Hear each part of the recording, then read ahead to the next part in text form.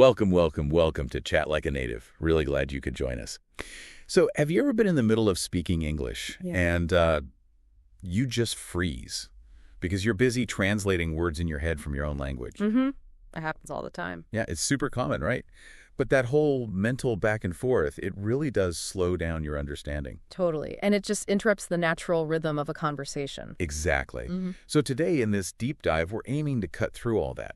Our mission, really, is to help you get to a place where you actually think in English. Yeah, skipping that translation step completely. Moving you towards, a more natural, kind of intuitive fluency. Precisely. Because when your brain's acting like a translator all the time, it's adding this extra unnecessary layer to everything. Breaking that habit, it's not just about talking faster. It's really about fundamentally rewiring how your mind processes English directly. Rewiring, I like that. Yeah. We want concepts, scenes, ideas to instantly connect with the English words. No detours through your native language. And this deep dive, well, it's packed with concrete strategies to help you build those direct mental links. Right. Practical, actionable stuff you can start using immediately. Techniques to embed English right into your thought processes. We're talking about a real shortcut here. Maybe not easy, but a shortcut to feeling, more confident. And well-informed, too. Yeah, moving past that word-for-word translation grind to, genuine understanding. Intuitive understanding. That's the key. Okay, so let's unpack how we make English our sort of default way of thinking. Where do we even start? Well, the best place is usually right inside your own head, with things you can do immediately, internally. No one else needed, just you. Makes sense. Like what? Okay, first one, maybe the most foundational, is super simple. Name your surroundings. Okay. Just look around you right now, wherever you are, and silently, in your head, just label the objects you see in English. So like lamp, book, coffee cup. Yeah. That kind of thing. Exactly. Lamp, book, coffee cup.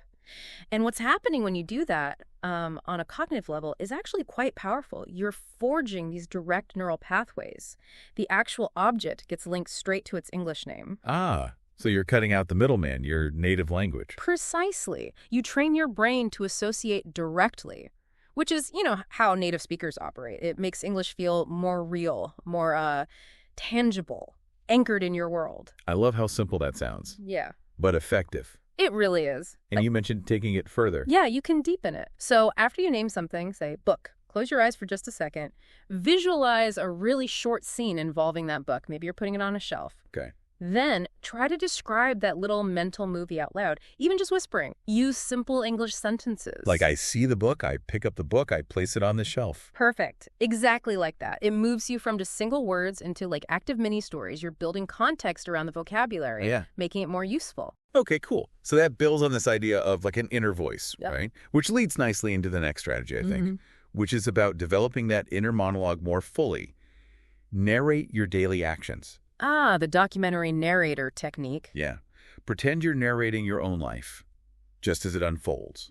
So as you're making breakfast or walking down the street or, typing an email, mentally, or maybe whisper it if you're alone, describe what you're doing in English. I am walking to the kitchen now. I am opening the fridge. Ah, I see the milk. I am taking out the milk. That sort of thing. Exactly. It sounds a bit funny, maybe, but it really works. It does, because it forces you actively to construct full sentences right then and there. You're turning passive words into active use. You're not just thinking about English words. You're thinking in English about what you're doing. Right. It builds that crucial mental fluency you need for talking in real time. And here's a little tip to kind of supercharge this one. Try recording yourself doing this just for 2 minutes. Use your phone. Ooh, interesting. Then listen back. Pay attention to those bits where you hesitated or where you couldn't quite find the word. Finding the sticky points. Exactly. Those pauses, those are gold mines for learning. Note down those specific words or phrases. Add them to a vocabulary journal or a note on your phone. Yeah, that turns a fun exercise into a really focused learning tool. Pinpoints your gaps. Right.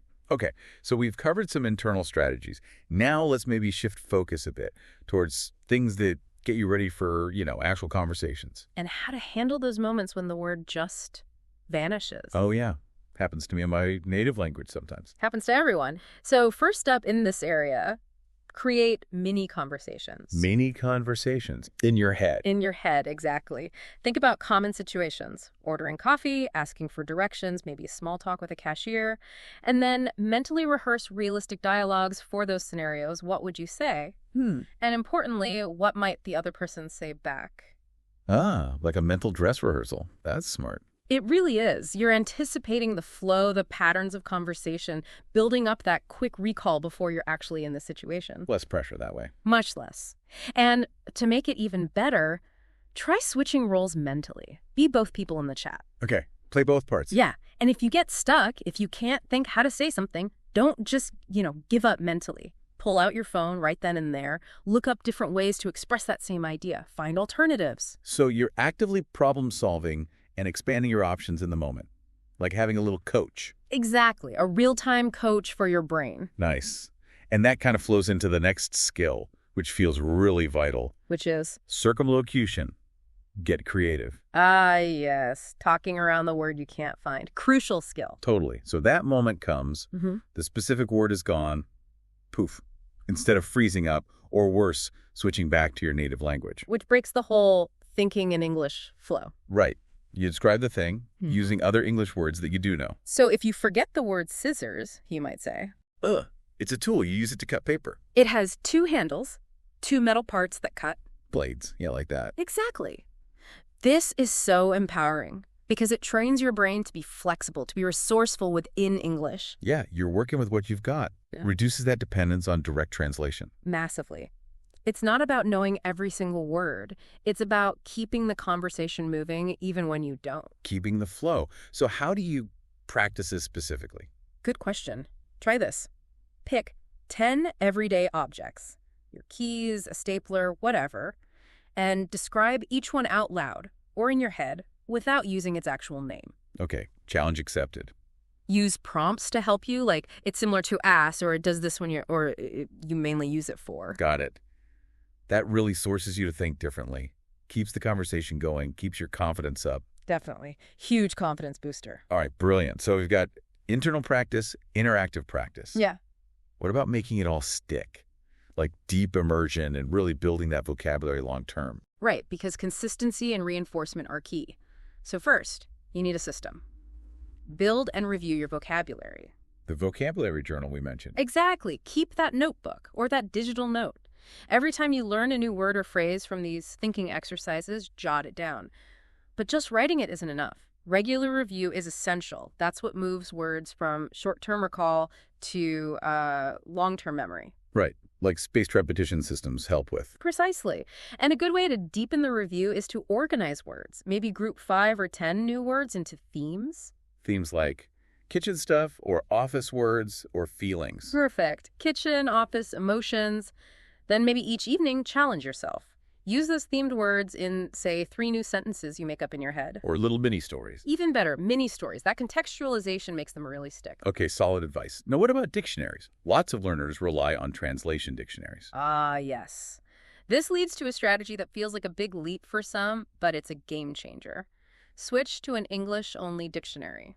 Ooh, okay. So no more looking up English words and seeing the translation in your native language. Nope. Use an English-to-English learners dictionary, like Oxford Advanced Learners or Merriam-Webster Learners. Why is that so important? Because it forces your brain to stay completely inside the English zone. You avoid re-engaging that translation part of your brain. You're cutting out the middleman again. Completely. You see the definition explained using other English words, which, by the way, helps you understand how English words relate to each other, the internal logic. And what if the definition itself has a word you don't know? Then you look up that word in the same dictionary. Keep going down the rabbit hole until you grasp the original meaning well enough to explain it in your own simple English words. Okay, that sounds like deep immersion. It is. Yeah. And then, crucially, write your own example sentences using that new word. Make them personal. Draw from your own life or experiences. That really cements it. Right, makes it meaningful to you. Love it. Okay, we mentioned bonuses earlier. Are there more tricks up our sleeve? We have a couple more powerful ones, yeah. First, a technique we touched on. Visualize scenes, or think of them as mental movies. Mental movies. Mm-hmm. Tell me more. For any new phrase or sentence you encounter, don't just, process the words abstractly. Take a moment, picture a short, vivid scene in your mind. So if I learn, she opened the window and felt the cool breeze. Don't just read it. Close your eyes. See it. Imagine the hand turning the latch, the window swinging open. Maybe see leaves moving outside. Feel the breeze on your face mentally. I'm making it sensory. Exactly. This is much closer to how native speakers actually process language. Not just words, but as concepts, images, feelings. It's called embodied cognition sometimes. Wow. So it anchors the language in something more concrete than just text. Right. It speeds up understanding, makes recall way easier. To practice, find a simple description, read or listen, then pause. Then try narrating that scene you imagined, but in the first person. So instead of she opened the window, it's I open the window, I feel a soft wind. Precisely. It makes the language part of your experience. Very powerful. Okay, that's a great one.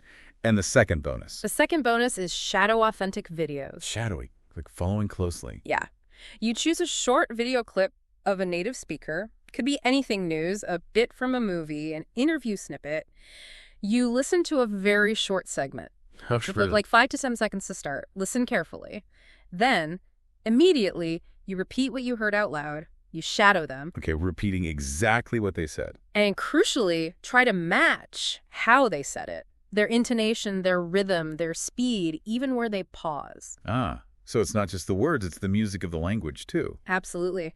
This technique is fantastic because it forces real-time processing. You can't translate. You have to listen and speak almost simultaneously. You're actively engaging with natural speech patterns. It's tough, but incredibly good for pronunciation, rhythm, and fluency. Okay, how do you make that less intimidating? Starting short helps. Definitely start short. Focus intensely on matching the sounds, the ups and downs, the rhythm. You could even try mimicking their mouth movements if you can see them clearly. Like lip syncing, but actually speaking. Kind of. Then, as you get more comfortable, you gradually try slightly longer clips. I can see how that bridges the gap. From all this internal thinking work to actually speaking out loud confidently. Brilliant. Okay, so that's 8 really solid strategies. Wow. Now, the million-dollar question, how do people actually fit all this into, their busy lives? That's always the challenge, isn't it? But it's about integration, not adding huge chunks of study time. Consistency is the key. So, practical examples. Sure. Your daily routine, maybe just 5 or 10 minutes in the morning. While your coffee brews, name your surroundings, visualize a quick scene. Done. Go manageable. Your commute, perfect time for inner narration or those mini conversations. Walking, on the bus, on the train, prime thinking in English time. Using dead time productively. I like it. Then evening review. Before bed, spend 5 minutes reviewing the words you jotted down during the day. Create 1 or 2 mental movies using them. Reinforce, and maybe add a weekly challenge. Commit to shadowing just a 1-minute video clip, say 3 times a week. Doesn't have to be long. Small, consistent steps, layered together. Exactly. That's how you rewire the brain without burning out. It leads to really noticeable progress over time. It really does sound transformative when you put it all together like that. You start applying these things consistently, and you'll genuinely notice, won't you? Your understanding gets faster, conversations start to flow more easily. Yeah, much more naturally. And that annoying translation habit just starts to fade away. It really does. You begin operating directly in English. It's like, as you said, unlocking a new operating system for your brain. That's such a good way to put it. And that's the real benefit. You're not just memorizing words in isolation. By actively thinking in English using these methods, you're building a much deeper, more intuitive connection to the language itself. You're basically building the same kinds of mental pathways that native speakers use without even thinking about it. That's the goal, right? That intuitive connection. That's the long-term win. So as we wrap up this deep dive, we want to leave you, our listener, with a thought to mull over. Of these 8 strategies, we talked about naming surroundings, narrating actions, mini conversations, circumlocution, vocabulary building, English-only dictionary, mental movies, shadowing. Which one feels most exciting to you right now? Or maybe just the most achievable, the easiest one to start with. Yeah. What's one small, consistent step you could commit to taking, maybe even starting today, to begin this journey of really thinking like a native? Just pick one. Give it a genuine try. We really think you'll be amazed at the difference it can make.